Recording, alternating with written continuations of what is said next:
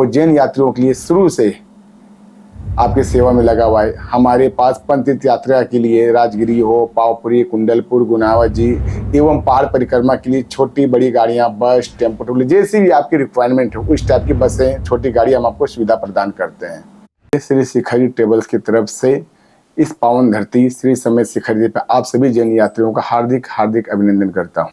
50 वर्षों से जैन तीर्थ यात्रियों का यात्रा कराने का हमारी कंपनी का इतिहास रहा है।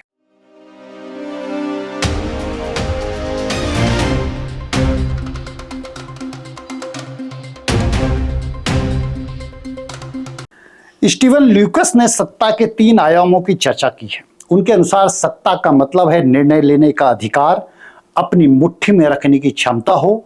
सत्ता का मतलब है राजनीतिक एजेंडे को अपने पक्ष में मोड़ने के लिए निर्णयों के सार को बदल देने की क्षमता हो। और सत्ता का मतलब है कि लोगों की समझ और प्राथमिकताओं से खेलते हुए उनके विचारों को अपने हिसाब से नियंत्रित करने की भी क्षमता हो। वहीं हर्बर्ट मार्क्यूज ने अपनी विख्यात रचना वन डायमेंशनल मैन में विश्लेषण किया है कि जिस समाज में विपक्ष और प्रतिरोध नहीं है वहां माना जा सकता है कि मनोवैज्ञानिक नियंत्रण और जकड़बंदी के बारीक हथकंडों का इस्तेमाल हो रहा है। राजनीतिक एजेंडा अपने हिसाब से बनवाने में सत्ता के इस्तेमाल की शिनाख्त करना जरा मुश्किल है। इस प्रक्रिया में जोर फैसले करने पर कम और दूसरों के फैसलों में शामिल होने से रोकने या किसी खास मत को व्यक्त करने से रोकने पर ज्यादा रहता है। उदार लोकतांत्रिक राजनीति की प्रक्रियाओं को अभिजनवादियों द्वारा ऐसे फिल्टरों की तरह देखा जाता है जिनके जरिए रेडिकल प्रवृत्तियां छटती चली जाती हैं।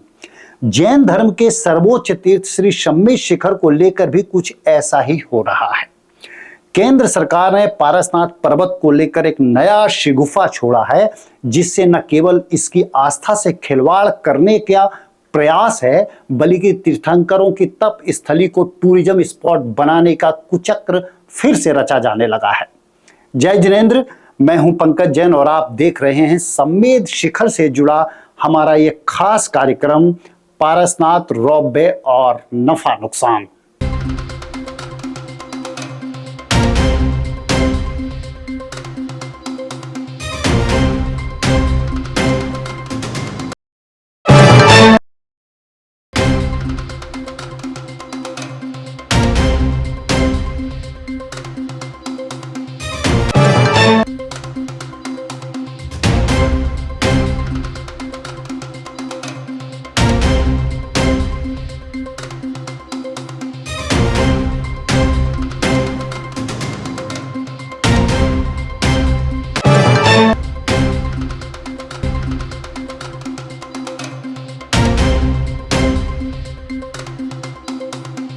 सबसे पहले अपने फायदे की बात करेंगे हम। अगर आपने हमारे चैनल को सब्सक्राइब नहीं किया है तो कर लीजिए। अगर आज शिखर जी की खबरों से अपडेट रहना है तो लाइक, सब्सक्राइब और शेयर करना बिल्कुल न भूलें। यह पवित्र स्थान पर पूरा जैन समाज एक पवित्र भावनाएं लेकर के आता है। भगवान की आराधना और सिद्धों की आराधना के लिए आता है, तीर्थ की वंदना करता है। आज कोई नहीं जितने भी दिगंबर जैन साधु संत हैं उन सब के लिए भी बहुत बड़ी पीड़ा की बात होगी। हमारे यहाँ 2-2, 2,500, 3-3 हज़ार किलोमीटर दूर से दिगंबर साधु पैदल चल करके तीर्थराज समेत शिखर की वंदना के लिए आते हैं। और वहाँ पर अगर इस तरह की सरकार के द्वारा किया जाता है और ये काम नहीं होना चाहिए। समेत शिखर कभी भी पर्यटक स्थल नहीं है। समेत शिखर तो एक पवित्र तीर्थ भूमि है। कल्पना कीजिए रोपवे अगर बनेगा तो पर्वत की शुद्धता खत्म हो जाएगी। वहाँ पर फिर वही घूमने फिरने जैसा हमने देखा है। राजगीर एक बहुत तीर्थ स्थान था। जब तक रोपवे नहीं था लोग पैदल श्रद्धा के साथ चढ़ते थे, जाते थे, पूजा करते थे, अर्चना करते थे। लेकिन अब परिणाम क्या हुआ, रोपवे बनने के बाद सभी लोग जूता चप्पल पहन करके और घूमने के हिसाब से जाते हैं। हम नहीं चाहते हैं कि जहाँ पर जैन संप्रदाय के 20 तीर्थंकर जिस स्थान से मोक्ष गए हो वैसे पवित्र स्थान को पर्यटन स्थल बनाया जाए और वहाँ पर गंदगी और अशुद्धि हो।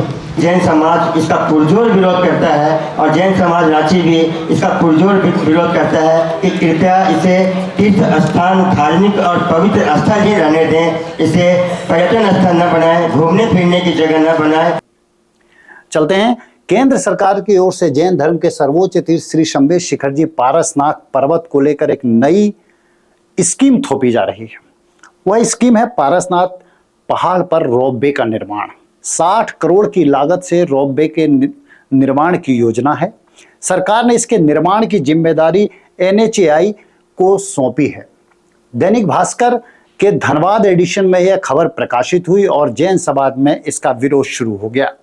चूंकि पारसनाथ पर्वत को लेकर पूरा जैन समुदाय सदैव ही संवेदनशील रहा है, क्योंकि पारसनाथ पहाड़ पूरे विश्व के जैन समुदाय के लिए आस्था का सर्वोच्च केंद्र है। इसी साल पूरे देश में पारसनाथ को टूरिज्म स्पॉट के अध्यादेश का विरोध हुआ था, जिसे आखिरकार रद्द करना पड़ा। तो क्या मान लिया जाए कि फिर से जैन समाज को अपने अधिकारों के लिए सड़क से संसद तक मार्च करना होगा? क्या सत्ता की सोच सिर्फ धार्मिक आचार विचारों को नेस्तनाबूद करने की है? सवाल है कि ऐसे ऊट पटांग फैसलों से किसी की धार्मिक भावनाएं आहत होती हैं। इस पर विचार करने की जरूरत क्यों नहीं समझी गई? क्यों नहीं सोचा गया उन डोली मजदूरों के बारे में जिनकी रोजी रोटी इस पर्वत से जुड़ी हुई है? क्या आपने महसूस किया है क्या आपके इस प्रोजेक्ट से कितना नफा नुकसान होगा?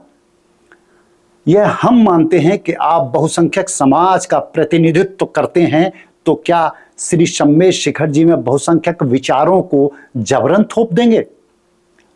वक्त विचार करने का है। आप विकास के पैरोकार बनिए, हम इसका समर्थन करने को तैयार हैं, लेकिन धार्मिक क्षेत्रों की पवित्रता बरकरार रहे, इसके लिए प्रयास भी कीजिए।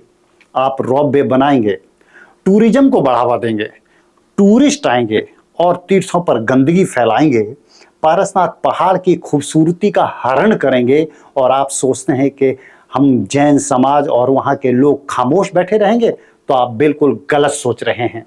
यह आस्था का शिखर है, जैन समाज का भी है और आदिवासी समाज का भी है। आदिवासियों के हितों के पैरोकार होने का भ्रम आपने पाल रखा है, तो आपका यह कदम आपके लिए नुकसानदायक हो सकता है, क्योंकि आदिवासी समुदाय की रोजी रोटी वहां से जुड़ी हुई है। पारसनाथ पर्वत से करीब 5000 डोली गोदी मजदूरों की रोजी रोटी जुड़ी है।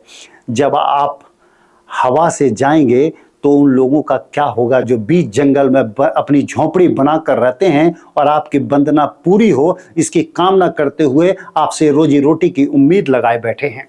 जी हाँ, पर्वत पर जगह जगह दिव्यांग भिखारियों को तीर्थ यात्रियों का इंतजार रहता है। आप यह भी सोचिए कि मधुबन के उस व्यापार का क्या होगा। मधुबन एक ऐसी जगह है जहां बरसात में रेनकोट, बरसाती की बिक्री के बड़े पैमाने पर होती है। साथ ही नी कैप, मोजे आदि का व्यापार प्रभावित होगा। साथ ही गंधर्व नाला और शीतल नाला और अन्य स्थानों पर दुकानदारों को भी आर्थिक क्षति होगी। अगर रोपवे बन जाता है तो सबसे बड़ा नुकसान पारसनाथ पहाड़ को होने वाला है।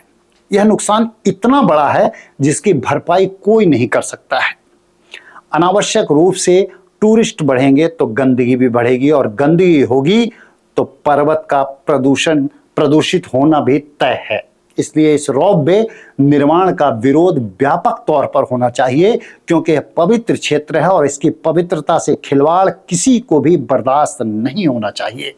बात सिर्फ पर्वत की पवित्रता के भंग होने की नहीं, बल्कि बात डोली मजदूरों के रोजी रोटी की भी है। इसलिए आवाज उठानी होगी। आज बस इतना ही, दीजिए इजाजत। जय जिनेंद्र।